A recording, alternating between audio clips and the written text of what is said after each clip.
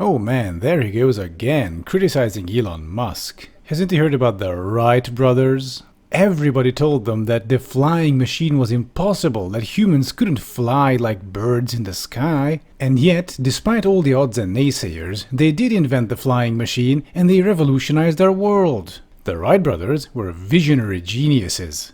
Alright, so this argument comes up over and over and over again when anyone dares to criticize one of Elon Musk's fever dreams. And it's kinda correct, in the sense that people did tell the Wright brothers that the flying machine was impossible, and that they did it anyway, and then it went on to revolutionize our world. That all sounds very nice, but what people usually leave out is that before the Wright brothers' success, hell even after it, there were dozens if not hundreds of failed ideas and just plain dumb concepts. And so bringing up the Wright brothers or any other successful inventors in defense of Elon Musk is actually an argument against Elon Musk, because it shows you that most of these ideas, most of these concepts will not work, and that there will be a lot of failures before one final success. And so let's talk about the most excruciatingly stupid idea of Elon Musk so far, Starship Earth to Earth.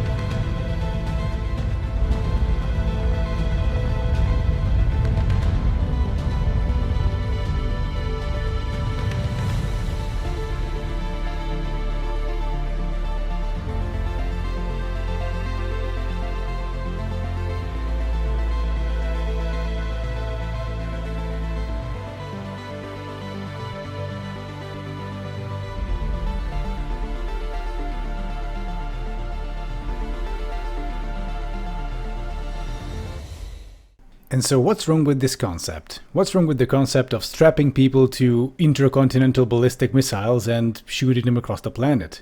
Well, I mean, what's not wrong with it? And so let's go through the main problems one by one. And the first problem being, of course, strapping regular people to fucking rockets. According to the official SpaceX promotional video, the max speed of this thing will be 27,000 kilometers per hour. That would be 7,500 meters per second, which also happens to be the max speed of a Falcon Heavy rocket, for example. And so, as we can see on this Falcon Heavy telemetry graph, in order to reach that top speed, the acceleration goes beyond 3 Gs. And that kind of acceleration can already cause things such as falling blood pressure, limited eyesight, muscle cramps, difficulty breathing, or blacking out. And this problem cannot be engineered away, really, because it stems from humans' biological makeup. You know, it's nice when number go big and number go up, but humans haven't evolved to be flown around in the sky at 3 Gs. You know, in contrast, a normal airplane subjects you to between 0.2 and 0.4 Gs. And even that is not recommended for people with certain medical conditions. So it's safe to assume that only physically fit, able-bodied and healthy people could take the Starship, which already excludes half of the planet's population pretty much. Well, so far things do not look good for the Starship. And with that, let's go on to problem number 2, namely that the rocket will run on fossil fuel. And so, pardon my ignorance, but why do we want to invest in fossil fuel-based transportation technology in the 21st century? So based on what I've read, a suborbital flight, which the Starship would do in case of Earth-to-Earth transportation, would require 25% of the fuel of a regular rocket flight, as in going all the way. Alright, so here we have this table with the emissions to payload mass ratio, and as we can see, the Starship can haul 100 tons to low Earth orbit, and what I've read in the article is that the CO2 payload column actually specifies the tonnage of CO2 emitted per ton to low Earth orbit. So that means that according to this graph, if we want to take 100 tons to low Earth orbit, that would be 2,700 tons of CO2. Now, since we're staying suborbital, we're going to apply the 25%, and so the number we get for a full Starship at suborbital flight is 675 tons of CO2. That's the approximate amount of CO2 emissions if we take these numbers to heart. And so how much does a normal airplane emit during a transatlantic flight? Well, it turns out the total emissions of an airplane between London and New York is less than 1 ton. Airplanes in general emit 90 kilograms of CO2 per hour. And so if a transatlantic flight takes, say, 8 hours, then we're looking at 720 kilograms of CO2. Meaning that if you take the Starship between New York and London, that would be an almost 1,000-fold increase in your CO2 emissions. Right, so I think I have a winning idea for Elon Musk's $100 million carbon removal competition. Don't use fucking rockets for long-distance flights. And so let's move on to problem number 3, which is noise. You know, rockets have this attribute of being really fucking loud, and so the launch pads would have to be really far from cities. According to the man himself, this would be around 20 miles away from the shore. But if you look at SpaceX's promotional video, well, the thing is right next to the city. Meanwhile, if you were really 20 miles away from the shore, you wouldn't even be able to see the skyscrapers. The coast itself disappears at 12 miles and you'll be at 20. Now 20 miles is about 32 kilometers. And let's say we have a pretty fast ferry to take all the passengers to the platform, like the MS Superfast 11. That thing has a top speed of about 50 kilometers per hour. And so this ties into problem number 4, logistics. That means the ship would need around 40 minutes or so to get from the city to the platform. Now if we calculate with half an hour for the passengers to get on and off on both ends, we are looking at 1 hour and 40 minutes just to get from the harbor to the rocket. And in addition to this, you have to put 1,000 people through security. You know, 1,000 being the capacity of the Starship imagined by Elon Musk. So we can be charitable and say that would be about an hour. And then of course once you make it to the platform you would need at least half an hour to get everyone in the rocket safely and settled down, plus all the luggage would need to be loaded in and secured. And then once again this exact same procedure on the other side. And then we add the half an hour travel time because let's say we're traveling between New York and London. And would you look at that, just getting from harbor to harbor takes 6 hours and 50 minutes. Assuming there are no delays and nothing goes wrong anyway. And so how does this measure up to a regular transatlantic flight?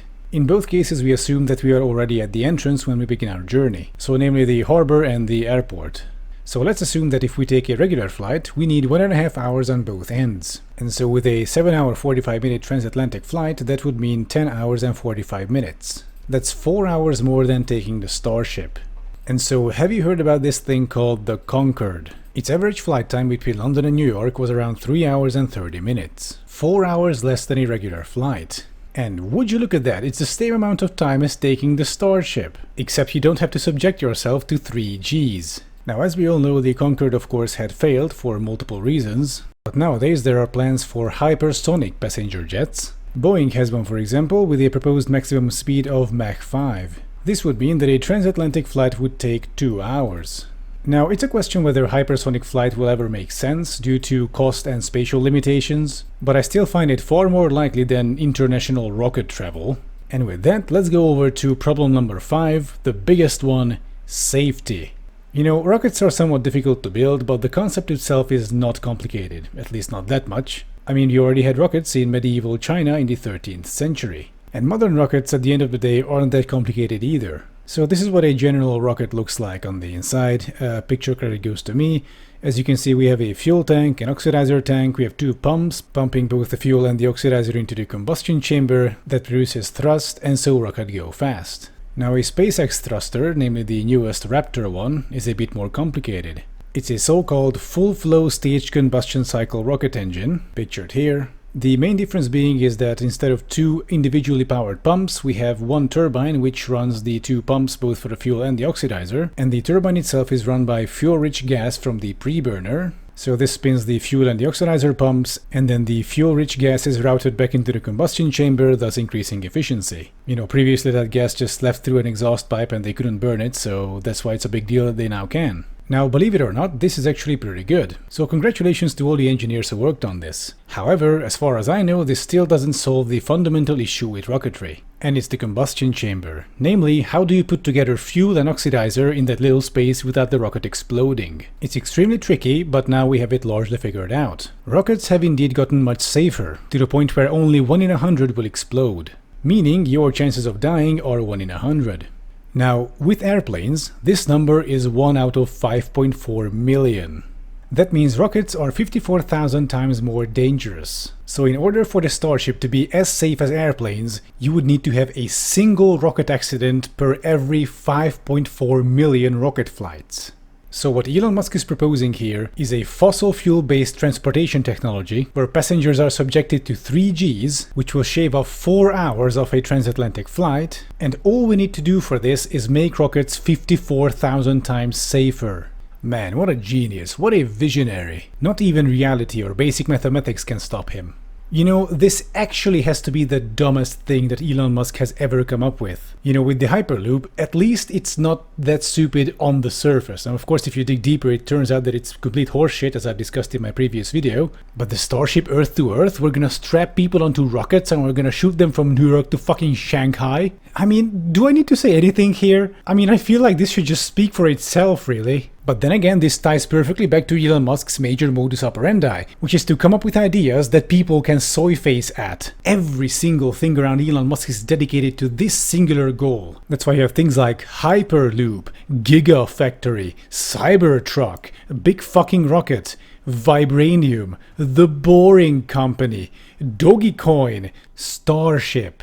Every single one of these names are designed to elicit this primitive awe in underinformed news reporters and to feed into this movement of scientism in our popular culture. Scientism being this essentially worship of science without ever understanding any of it or following any of its principles. And, well, that just makes me mad. Anyway, so that was my take on the Big Fucking Rocket, or lately the Starship. I hope you enjoyed it, and if you have any feedback or if I screwed up with the numbers anywhere, please let me know, and in the meantime don't forget to like and subscribe. And I'll see you when I'll see you.